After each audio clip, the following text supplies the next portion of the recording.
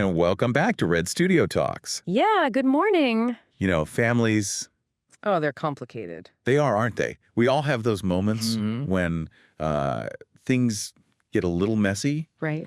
But what happens when the dysfunction becomes the norm? Yeah. Today, we're taking a look at how those constant battles at home, the ones where kids often feel caught in the crossfire, can have a lasting impact. Yeah. And remember, this isn't about pointing fingers. No, not at all. It's about understanding these dynamics so we can help ourselves Right. and others break free from those cycles. Absolutely. So important to emphasize. Yeah, we often hear about the ideal family. Right. But the reality is that for many, home isn't always a safe haven. Yeah. And those experiences, especially during childhood, can leave deep marks. Exactly. Like in the source material, we have this scenario of the Yeah. gaslighting wife and the hot-tempered husband. Right. It's a pretty intense example of how things can escalate. Oh, for sure. And you can almost feel the tension in the room. It's palpable, isn't it? It's a classic example of a dysfunctional dynamic. Yeah. And sadly, one that's all too common. Yeah, absolutely. What really struck me was how the article highlighted that it's not just about one person being the bad guy. Yeah, The wife's manipulation and the husband's anger feed off each other, they do. creating this toxic cycle that just keeps spinning. That they're trapped in this awful dance. Exactly. And the saddest part is that the kids are the ones who end up getting stepped on. Yes, They absolutely. become the silent sufferers, Big deal. taking in all that emotional baggage. And that's where those long-term consequences start to take root. Right. Think about it. If you grew up in a home where conflict is the norm, Yeah. where you're constantly walking on eggshells, Right. how does that shape your view of the world? How does it affect your ability to trust, to form healthy relationships, to even understand your own emotions? That's such a good point. It's fundamental, really. Yeah. Because you're right. It makes you realize that these issues go way beyond just having a rough childhood. Oh, absolutely. We're talking about potential damage that can impact every aspect of a person's life. Every aspect. And you know what? The source material broke down the effects into 3 categories. Yeah. Emotional and psychological, Right. behavioral and social, Uh-huh. and then those long-term consequences that can really linger. Yeah. Where do you think we should start unpacking all of this? Well, I think we should start with the emotional and psychological impact, because Okay. that's often the most immediate and profound. Oh, Imagine being a child constantly exposed to screaming matches, threats, or even violence. right. It's terrifying. That kind of chronic stress Yeah. can lead to anxiety, depression, even PTSD. Wow. It can make a child feel like they're constantly living in a war zone, even within their own home. And it's not just about the big blowouts, right? No, not at all. The article talks about how even the subtle forms of manipulation, the constant undermining, and the lack of genuine affection can really mess with a kid's sense of self-worth. Absolutely. Children are incredibly perceptive. Yeah. They pick up on those subtle cues, those moments where they feel dismissed or belittled. Right. And over time, those experiences can chip away at their self-esteem, leaving them feeling unworthy of love and belonging. That's awful. It's heartbreaking, really. It's like Yeah. they're being told, you're not good enough, over and over again. Yeah. Not with words, but with actions. I think that's where those behavioral and social struggles start to come into play. Absolutely. The source mentions aggression, withdrawal, becoming overly compliant. All of these different ways kids try to cope with the chaos. Yeah, it's all about survival. Right.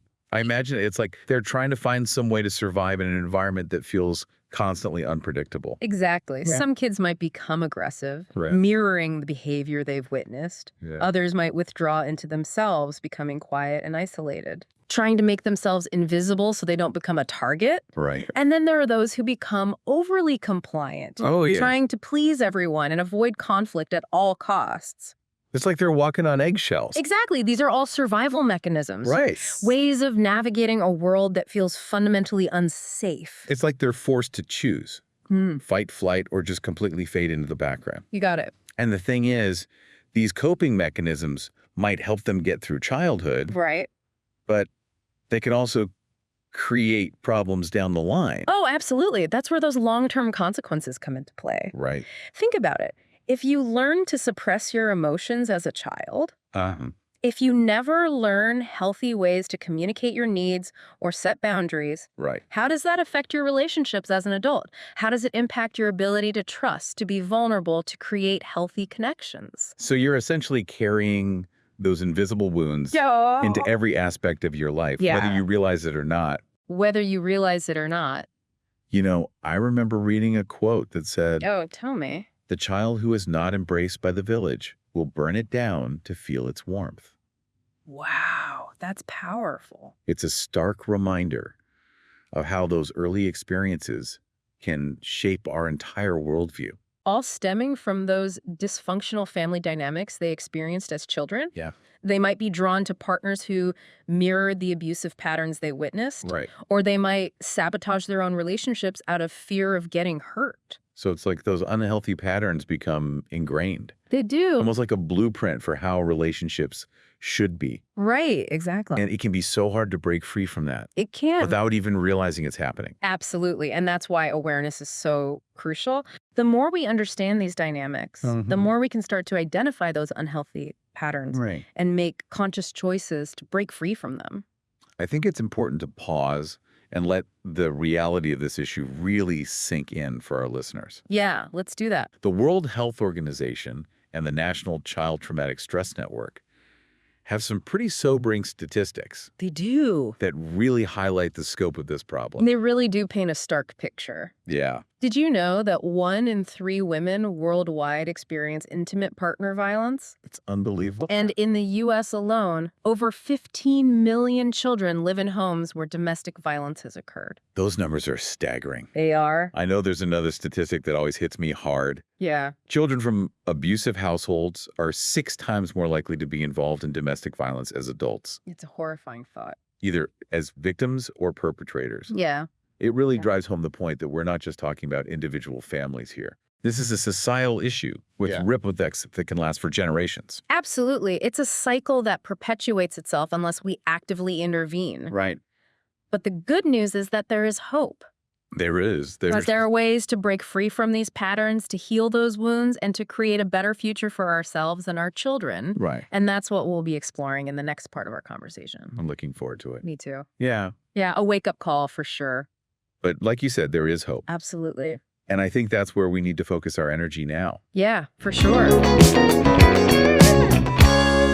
The source material highlighted some key ways to address this issue, both for individuals who are struggling and for society as a whole. Right. So where do you think we should start? Well, for anyone listening who might be relating to this conversation a little too closely, Right. I think the first thing to emphasize is that you're not alone. Yeah. And there is help available. Yeah. Therapy was mentioned as a crucial step. Yes, Will was. And I can see how having that safe space to unpack those experiences could be life-changing. Like having a guide in the dark. Yeah, exactly. Right. A therapist can help you understand those deeply ingrained patterns, the ones you might not even realize are controlling your life.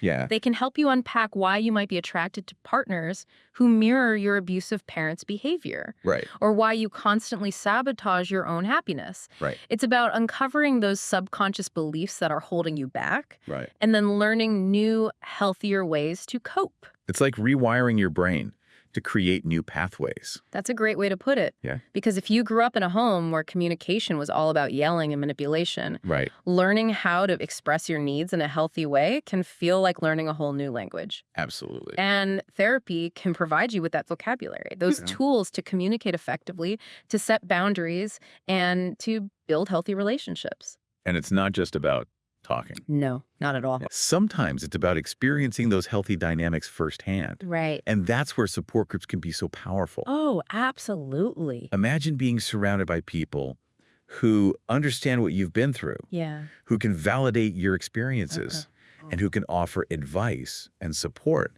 based on their own journeys. Exactly. It's like finding a tribe of people who get it, Yeah. who don't judge, Yeah. and who genuinely want to see you thrive. And it can be so healing to realize that you're not alone, Right. that other people have walked a similar path and come out stronger on the other side. Right. And that sense of hope can be contagious. Yeah, it can. It can give you the strength to keep pushing forward, Right. even when things get tough. And imagine that sense of community can be especially important when you're dealing with something Yeah. as isolating as domestic violence. Absolutely. When physical abuse is present, safety becomes the top priority.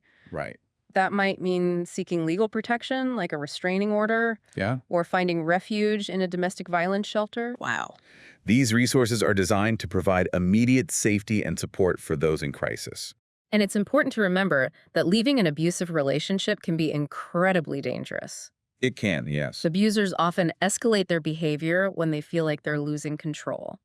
Ah. That's why it's so crucial to have a safety plan in place. Exactly. A safety plan is like your escape route, Right. a map to get you to a safe place. Yeah. It might involve identifying safe houses, securing important documents, Right. having a bag packed with essentials, Yeah. and establishing a code word with trusted friends or family who can alert authorities if needed. Wow. It's about being prepared for the worst while hoping for the best. And that's where those hotlines come in. Exactly. They're like a lifeline. They are. A way to connect with someone who can provide guidance and support 24/7, Yeah. no matter what situation you're facing. And remember, reaching out for help is not a sign of weakness. It's a sign of strength, of taking control of your life and refusing to be defined by your past.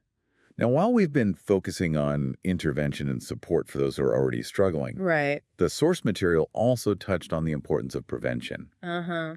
And I think this is where education can really play a game-changing role. I completely agree. Right. Imagine a world where kids are taught about healthy relationships from a young age, Oh, yeah. where they learn how to recognize red flags, how to communicate their needs, and how to set boundaries. That would be incredible. We could potentially stop these cycles before they even start. It's a beautiful thought.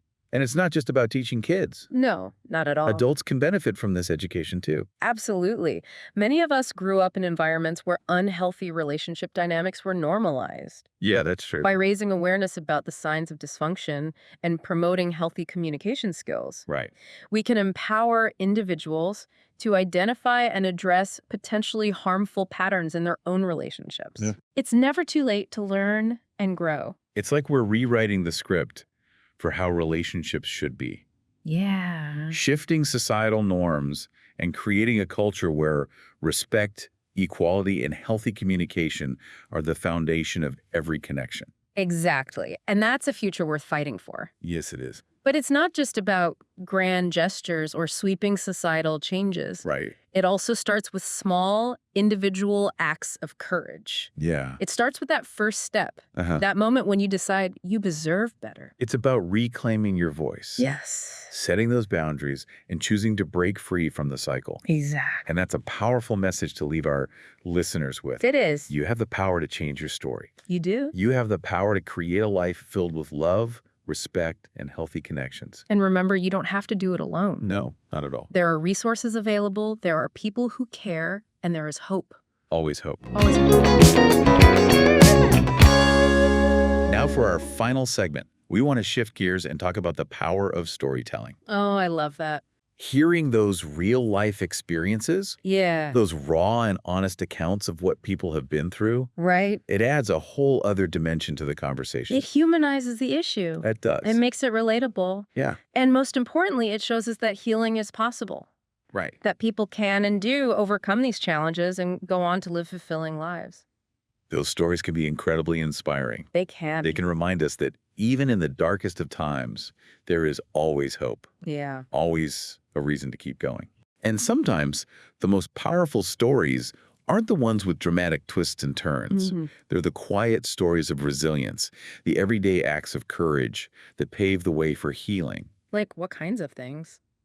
Well, it could be the story of someone finally setting a boundary with an abusive parent, Oh, yeah. or a child finding the courage to confide in a trusted teacher. Uh-huh. Those seemingly small steps can represent monumental shifts in a person's journey toward healing. It's like those tiny cracks of light that start to appear in the darkness, eventually leading to a breakthrough. Exactly, and I think that's what gives me hope. Yeah. The knowledge that even in the midst of suffering, Yeah. the human spirit has an incredible capacity for resilience and growth. It's a beautiful reminder that we are not defined by our past. No, we're not. We have the power to choose a different path, to write a new story for ourselves. And that story doesn't have to be perfect or free of pain. No, not at all. It's about embracing the messiness of life, Yeah. the ups and downs, and finding the strength to keep moving forward. Uh-huh. One step at a time. And remembering that you're not alone on that journey. You're not. There are people who care, there are resources available, and there is always hope.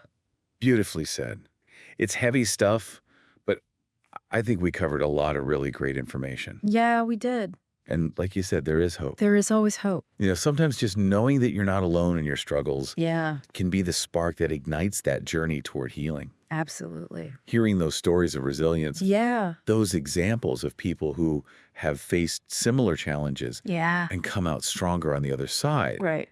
that can be incredibly powerful. Absolutely. And you don't have to have it all figured out to start that journey. Right, right. Sometimes the first step is simply acknowledging the pain, Yeah. giving yourself permission to feel those difficult emotions, Right. and recognizing that you deserve to live a life free from abuse and dysfunction. It's like taking a deep breath and saying, Yeah, okay, this is where I am right now, but it's not where I have to stay. exactly. And from there, you can start exploring those resources we talked about. Yeah. Therapy, support groups, hotlines. Yeah. You can start building that support system, surrounding yourself with people who believe in you and want to see you thrive. And sometimes that support can come from unexpected places. Oh, absolutely. It might be a friend, a teacher, a mentor, or even a stranger who offers a kind word or a listening ear. Right. You never know where that spark of hope might come from. It's like those ripples in a pond. Right. Even the smallest act of kindness can have a ripple effect, spreading outward and touching countless lives. Yeah. And you have the power to create those ripples. That's such a beautiful thought. It is. It is. And I think it's a perfect way to sum up today's conversation. Yeah. We all have the power to create positive change, Yes. both in our own lives and in the lives of others. Uh-huh. It starts with awareness, with understanding these complex dynamics, and then taking those steps, no matter how small, toward healing and growth. And remembering that you are not alone. Right. There is hope, there is help, and there is a path toward a brighter future. Well said. Thank you. This has been Linus. And Genevieve with Red Studio Talks. Thanks for listening, and we'd love to hear your thoughts in the comments.